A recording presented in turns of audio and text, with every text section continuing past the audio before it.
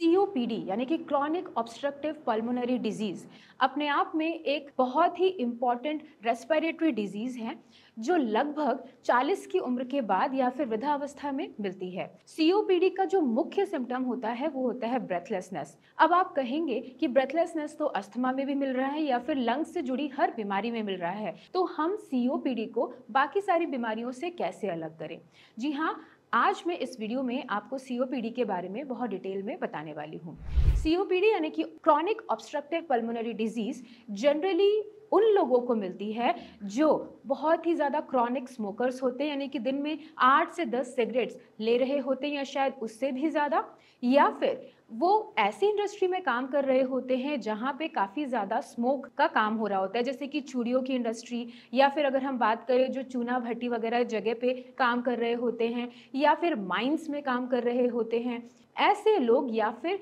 जो construction industry में होते हैं वहाँ पे आप अगर लगातार बहुत दिनों से इस तरीके के काम में इन्वॉल्व हैं तो आप सीओपीडी के पेशेंट हो सकते हैं।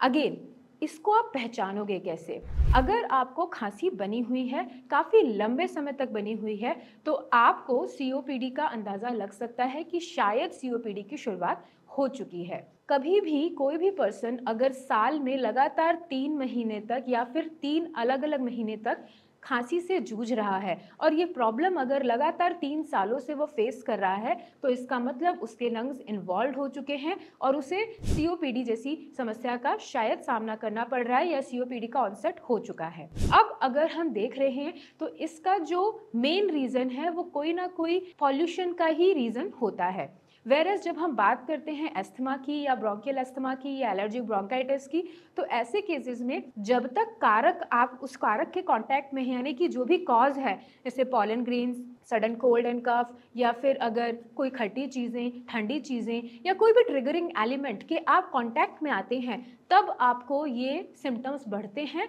और जैसे ही वो कारक हट जाता है तो काफ़ी हद तक ये सिम्टम्स कंट्रोल में भी आ जाते हैं। वहीं दूसरे हाथ पे अगर हम सीओपीडी की बात करें तो सीओपीडी के पेशेंट्स को ये प्रॉब्लम ब्रेथलेसनेस जो होती है वो लगातार बनी रहती है। इनफैक्ट ये एक प्रोग्रेसिव डिसऑर्डर है जिसमें आपके लंग्स की जो सांस लेने की थैलियाँ होती हैं, जिसे हम एल्वियोलाई बोलते हैं, वो अफेक्टेड होती हैं और ये धीरे धीरे अगर आपने इनिशियल स्टेज में इसे कंट्रोल नहीं किया तो ये प्रोग्रेसिव होते होते आपके पूरे लंग्स को इन्वॉल्व कर लेती है और लंग्स का काम करना काफ़ी हद तक कम या बंद होता है। अगर हम बात करें तो एल्वियोलाइज एक थैलियाँ हैं जो बहुत ही ज़्यादा इलास्टिक इन नेचर है, यानी कि वो फूल भी सकती हैं और सिकुड़ भी सकती हैं। जब भी हम सांस लेते हैं तो ये सांस आपकी उन थैलियों में भरती है, उसके आसपास की कैपिलरीज जो ब्लड ऑक्सीजन कैरी करती है उस थैलियों से, कार्बन डाइऑक्साइड उसको देती है, वापस ये थैलियाँ सिकुड़ती हैं और आपके लंग्स के थ्रू वो आपके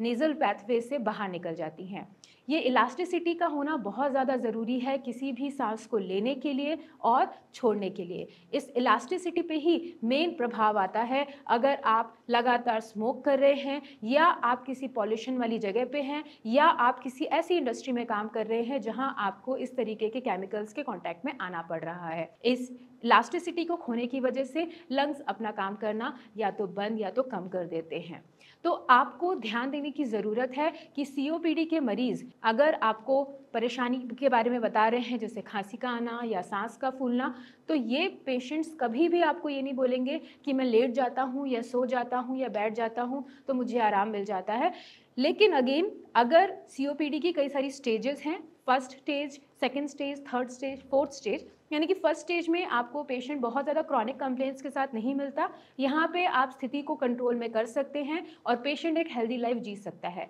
सेकेंड स्टेज में पेशेंट अगर सीढ़ियाँ चढ़ रहा है या अगर वो कोई और फिजिकल एक्टिविटी कर रहा है, उसी समय वो कंप्लेन करता है कि मुझे सांस फूलने में दिक्कत है, अदरवाइज वो अपनी नॉर्मल लाइफ जी रहा होता है आराम से। थर्ड स्टेज की अगर हम बात करें तो इस कंडीशन में पेशेंट का उठना बैठना या अगर वो कोई जैसे कि खड़े होकर शर्ट के बटन लगा रहा है, शूज़ पहन रहा है, उस कंडीशन में भी उसकी सांस फूलती है। ये थर्ड स्टेज है, यानी कि लंग्स थर्ड स्टेज पे आ चुके हैं, इन्वॉल्वमेंट हो चुकी है।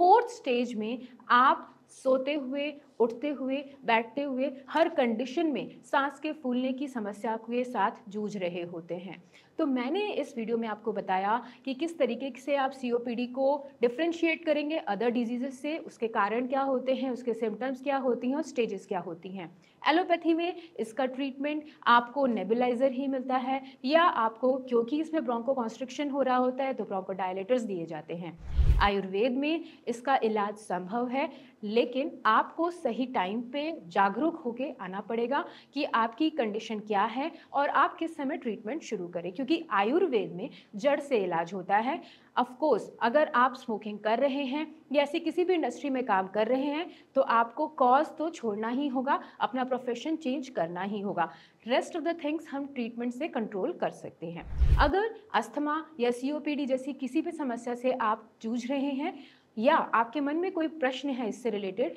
आप कमेंट सेक्शन में कमेंट करके या दिए हुए नंबर्स पे कॉल करके भी जानकारी प्राप्त कर सकते हैं। मैं और मेरी टीम पूरी तरीके से कोशिश करेगी आपकी हेल्प करने की। नमस्कार।